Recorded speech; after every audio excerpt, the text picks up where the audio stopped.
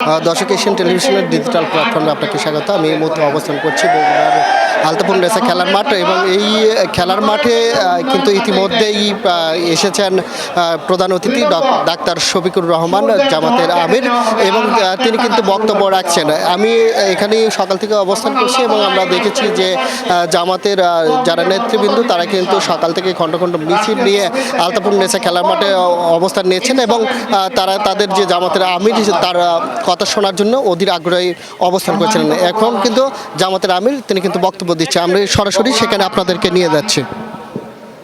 শান্তিপ্রিয়, দেশপ্রেমিক এবং দিনপ্রিয়, ধর্মপ্রিয়, আপনারা শান্তিতে বসবাস করতে চান, শিক্ষিত ভদ্র মানুষ। সারা বাংলাদেশে কিছু জিনিস আছে, আমি ধারণা করি এটা বগুড়ায় নাই। তার এক নম্বর হচ্ছে চাঁদা। বগুড়ায় চাঁদাবাজি নাই। তিনি বলেন এই সমস্ত কথাবার্তা হায়রে আল্লাহ, তাইলে দেশের কোন জায়গা বাদ পড়বে? চাঁদার জ্বালায় অতিষ্ঠ জনগণ। এই চাঁদার কারণেই কৃষক তার পণ্যের ন্যায্য মূল্য পায় না। এই চাঁদার কারণে মুক্ত ন্যায্য মূল্যে সে সবজি শাক কিনতে পারে না।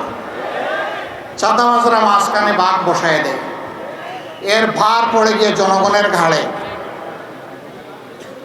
ইনশাআল্লাহ তাআলা লাজিম আমরা শহীদদের আকাঙ্ক্ষা বাস্তবায়নে, আমরা তাদের রেখে যাওয়া দায়িত্ব পালনে আমরা দেশবাসীকে কথা দিচ্ছি, আমরা চাঁদাবাজ মুক্ত বাংলাদেশ গড়ব ইনশাআল্লাহ। বলবেন তার প্রমাণ কি? তার প্রমাণ আমরা এত মজলুম একটা দল, আর্থিকভাবে ক্ষতিগ্রস্ত একটা দল। আপনারা বলুন, জামাতে ইসলামীর কেউ গিয়ে এই মুদির দোকানের কাছে, রাস্তার পাশে হকারের কাছে, কোনো কোনো জায়গায় ফকিরের কাছে কোনো চাঁদা চেয়েছে? যারা এত নির্যাতিত হওয়ার পরেও নিজেদের হাত পরিচ্ছন্ন রাখতে পেরেছে, তাদের হাতেই আগামী পরিচ্ছন্ন বাংলাদেশ গড়ে উঠবে ইনশাআল্লাহ। আমরা কথা দিয়েছিলাম আমাদের কর্মীরা চাঁদাবাজি করবে না, দুর্নীতি করবে না, মামলা বাণিজ্য করবে না। জনগণ সাক্ষী, আমরা আমাদের কথা রেখেছি। এখন যে কথাগুলো দিচ্ছি সেইগুলো আল্লাহর পর্ব সরকারে বিইজনিল্লাহ আল্লাহ তাআলার সাহায্য নিয়ে সেইগুলো আমরা বাস্তবায়ন করবো ইনশাআল্লাহ। এই ধরেন একটা কথা, একদল তারা সরকারে আসার আগে 10 টাকা দরে চালের কথা বলেছিলেন। আপনারা 10 টাকা দামে কে কে এখন চাল কেনেন? একটু হাত তুলেন তো।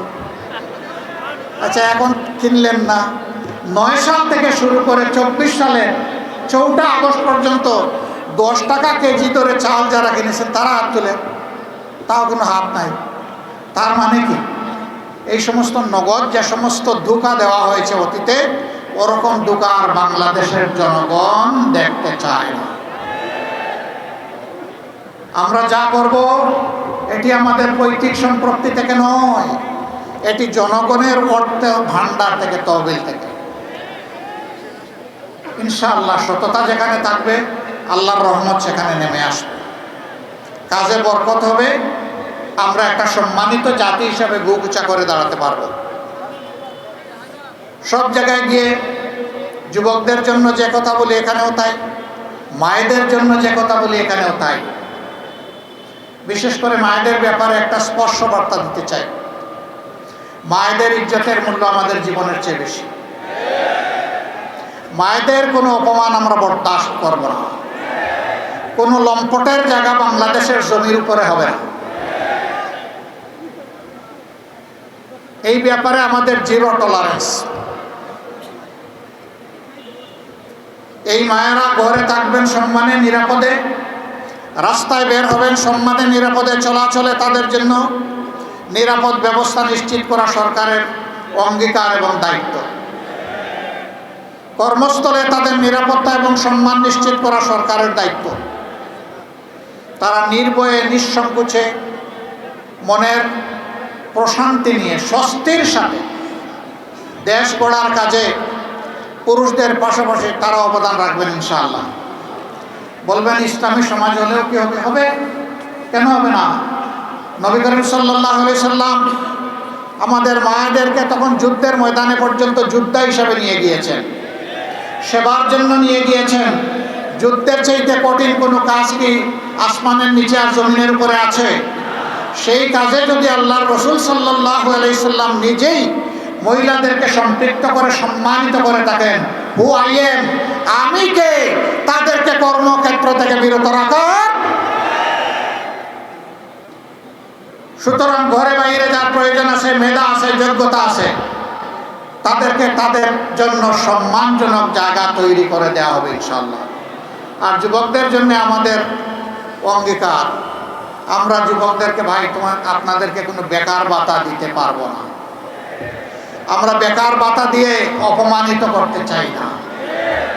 আমরা বেকার ভাতা দিয়ে বেকারের ফ্যাক্টরি বাংলাদেশকে বানাতে চাই না। আমরা আমাদের প্রত্যেকটি যুবক যুবতীর হাতকে দেশ গড়ার কারিগরের হাতে পরিণত করতে চাই। প্রত্যেকটা যুবক যুবতী শিক্ষার পথ চুকানোর সাথে সাথে তাদের হাতে মর্যাদাপূর্ণ কাজ তুলে দিতে চাই। তারা দক্ষ হয়ে দেশকে সেবা দিবে, তারা দক্ষ হয়ে বিদেশে যাবে, সেখানেও তারা মর্যাদার সাথে তারা আয় রোজগার করবে, দায়িত্ব পালন করবে। আমরা আর আমাদের যুবকদেরকে বেকারের মিছিলে দেখতে চাই না। বলবেন এখন যাওয়ার পরের দিনে কি এগুলো হয়ে যাবে? না ভাই, হবে না, একটু সময় দিতে হবে।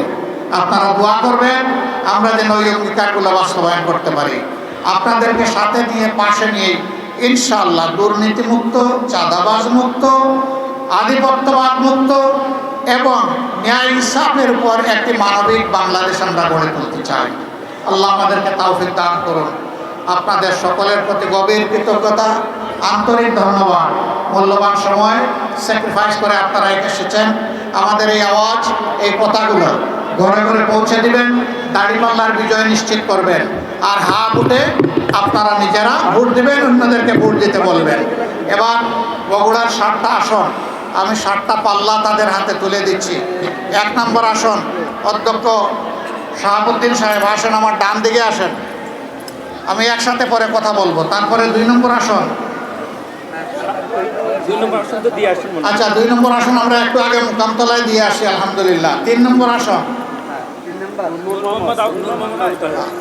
নূর মোহাম্মদ আবু তাহের, আমাদের যুবকদের এক আইকন, তার হাতে আমরা ইনসাফের প্রতীক দাড়িপাল্লা তুলে দিলাম, একটু উঁচু করে ধরবেন আপনারা। তারপরে 4 নম্বর আসন ডক্টর মুস্তফা ফয়সাল পারভেজ,